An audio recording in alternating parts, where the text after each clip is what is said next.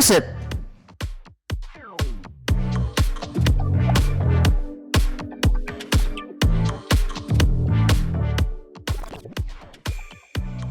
설날에는 세배를 드리고 추석에는 송편을 빚는 우리나라.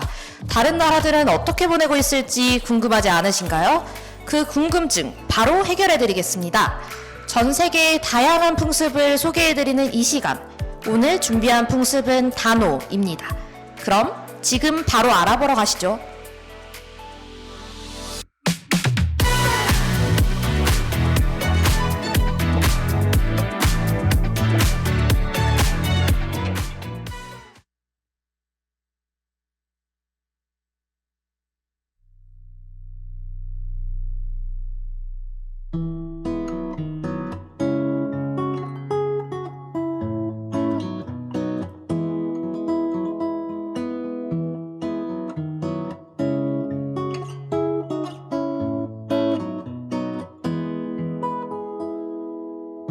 안녕, 오늘 하루는 어땠나요? 오늘 날씨만큼 흐렸나요? 화창하진 않았대도 자그만 행복이 깃들었길 바래요. 나의 하루는 여느 밤과 같았어요. 모든 게 미워지더니 그게 결국 다 후회가 되고 전부 다 내 탓이 돼버렸어요.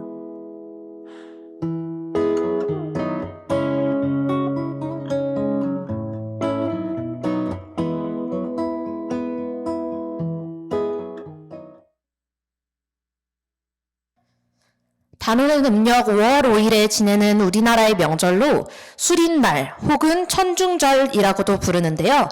이는 1년 중에서 양기가 가장 왕성한 날이라는 뜻입니다.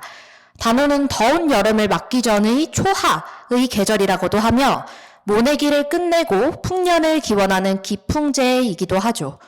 조선시대 때는 설날, 추석과 함께 한국의 3대 명절로 칭해졌습니다. 그렇다면 사람들은 단오에 무엇을 하며 시간을 보냈을까요?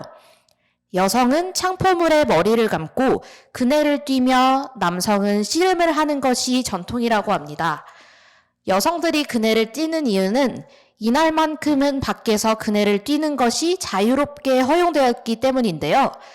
조선시대 때의 그네는 여성들만의 문화인 것 같지만 동국 세시기에 따르면 남성들 역시 그네 뛰기를 많이 했다고 합니다. 이외에도 부적 만들어 붙이기나 활쏘기 등이 행해졌다고 하는데요. 궁중에서는 신하들에게 단오 부채와 같은 특별한 물건을 하사하고 단오제 혹은 단오굿이라는 민간 행사가 진행되기도 했죠. 단오제는 마을의 수호신에게 제사를 지내는 것이며 단오굿은 최근까지도 전승되는 중요한 전통이라고 합니다.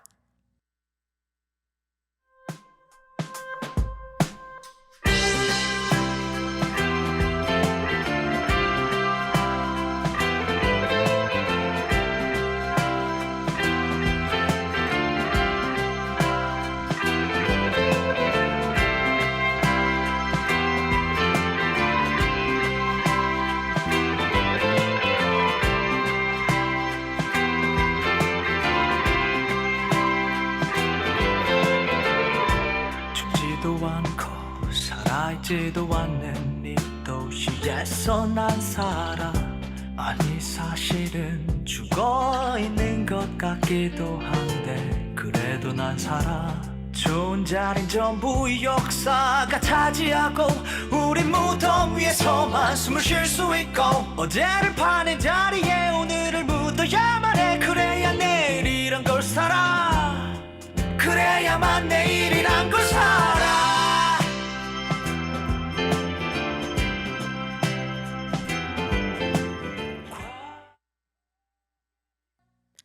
우리나라처럼 음력 5월 5일을 단오절로 지정하는 나라가 있는데요.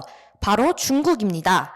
중국의 단오절은 따뜻했던 봄을 떠나보내고 여름을 맞이하는 날이라고 하죠.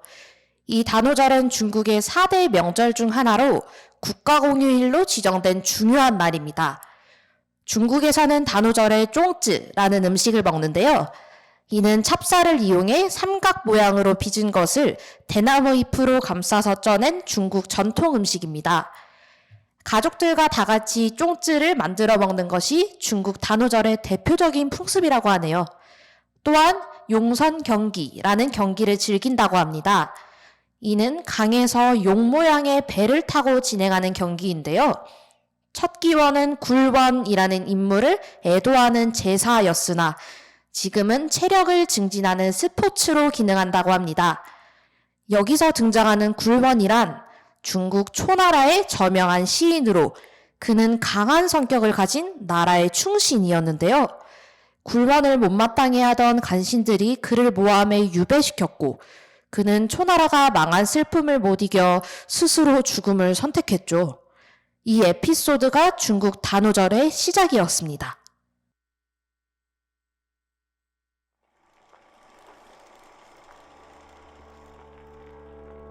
나는 말야 버릇이 하나 있어. 그건 매일 잠에 들 시간마다 잘 모아둔 기억 조각들 중 잡히는 걸 집은 후 혼자 조용히 꼼꼼호. 이걸 난 공상이란 이름으로 줬어. 고민하다가 아무튼 뭐 오늘은 하필이면 너가 스쳐버려서 우리였을 대로 우리 정말 좋았던 그대로 우리의 에피소드가 찬란하게 막을 연다. 배경은 너의 집 앞 첫 데이트가 끝난 둘만의 에피소드가 참 예쁜 얘기로 시작. 자작자작 조심스러운 대화 그새 늦은 시간 Goodbye 좋은 뜻일 뿐인 goodbye We don't have this one 이게 이 스토리에서 막 눈 내리던 일본의 단오는 어떤 모습일까요? 이전 방송에서 말씀드렸듯 일본은 음력을 완전히 폐지한 나라입니다. 따라서 단오를 양력 5월 5일에 지내고 있죠. 날짜는 다르지만 일본 역시 한국과 비슷한 전통이 있는데요. 바로 창포물에 목욕을 하는 것입니다. 이는 나쁜 귀신을 물리친다는 의미가 있죠. 또한 떡갈나무 잎으로 과자를 싼 카시와 떡을 먹는데요. 카시와 떡은 자손이 오래도록 번창한다는 의미를 가집니다. 비슷한 듯 다른 일본의 단오, 흥미롭지 않으신가요?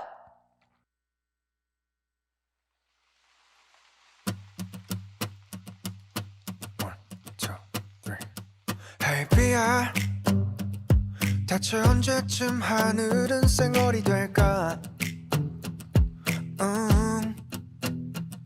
Hey 비야 대체 언제쯤 난 환하게 웃게 될까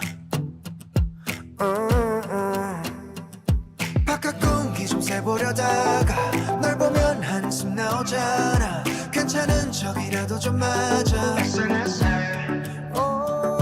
나 대신 울어주는 거라면 정말 내 맘과 똑같다면 맑아주면 안 되니 너라도 부탁이야 Hey 비야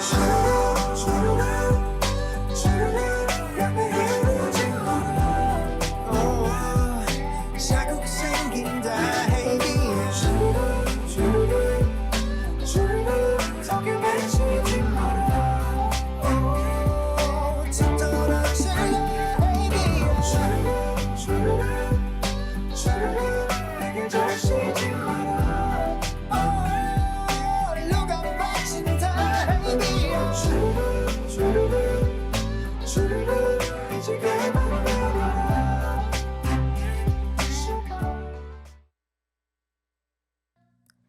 일본 사람들이 단오를 중요히 여기는 이유는 아이의 건강과 무병장수를 기원하는 날이기 때문입니다. 우리나라와 중국이 애군을 방지하고 풍요를 기원하는 것과는 그 이유 자체가 다르다고 할 수 있는데요. 일본에서의 단오는 우리나라의 어린이날과 비슷하다고 합니다. 이러한 전통은 코이노보리라는 장식을 통해 알 수 있는데요. 코이노보리는 주로 실외에 걸어놓는 잉어 모양의 깃발입니다. 이는 고대 에도 시대에 남자아이가 태어나면 걸어둔 장식이 지금까지 이어져 내려온 것이라고 하네요. 또한 고카츠 닌교 무사 인형이라는 것이 있는데요.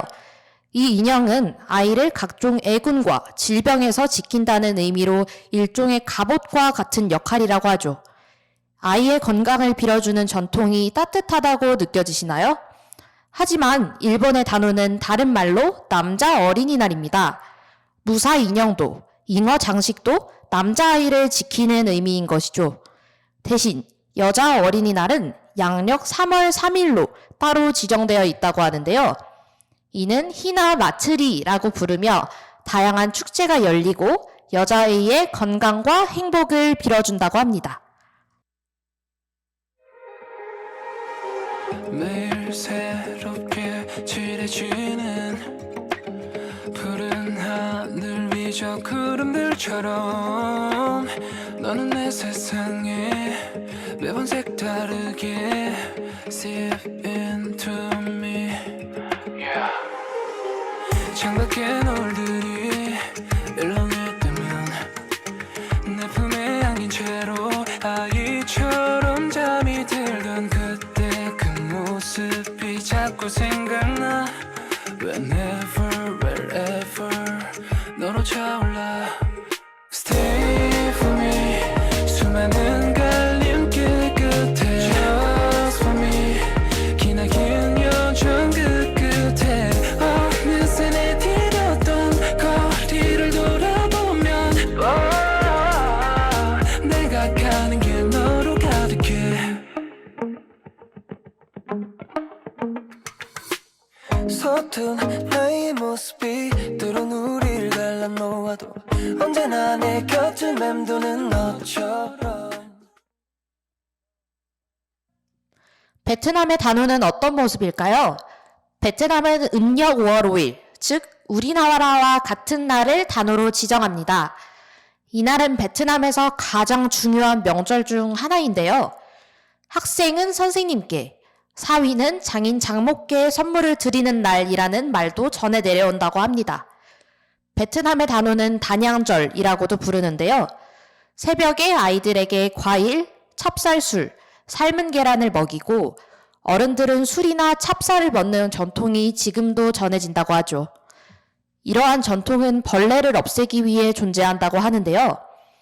음력 5월 5일은 우리나라에선 여름이 시작되는 시기이지만 베트남에서는 태양이 가장 높게 뜨는 시기라고 합니다. 날씨가 덥고 습한 만큼 벌레들이 기승을 부리게 되죠. 베트남은 주로 농사를 지어 생계를 유지하는 국가이기 때문에 벌레가 많아지면 농작물이 망쳐진다고 합니다. 이에 단양절은 베트남에서 벌레 퇴치에 힘쓰는 날이라는 의미로 통한다고 하네요. 그래서 건강에 좋다고 알려진 오리고기를 즐겨 먹고 찹쌀로 빚은 술밥을 챙겨 먹는다고 합니다.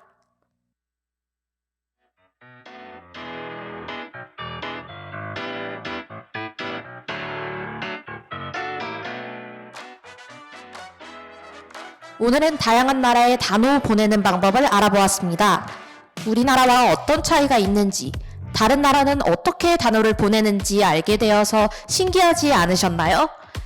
다음 이 시간에는 더 특별하고 다양한 나라들의 풍습을 소개해드리겠습니다. 그럼 다음 주 이 시간에 다시 만나요. 안녕!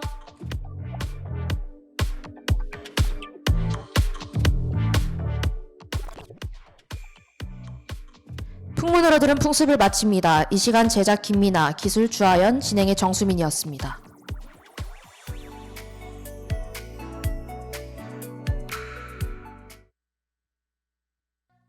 낮방송을 마칩니다. 지금까지 덕성여자대학교 운영방송국에서 보내드렸습니다.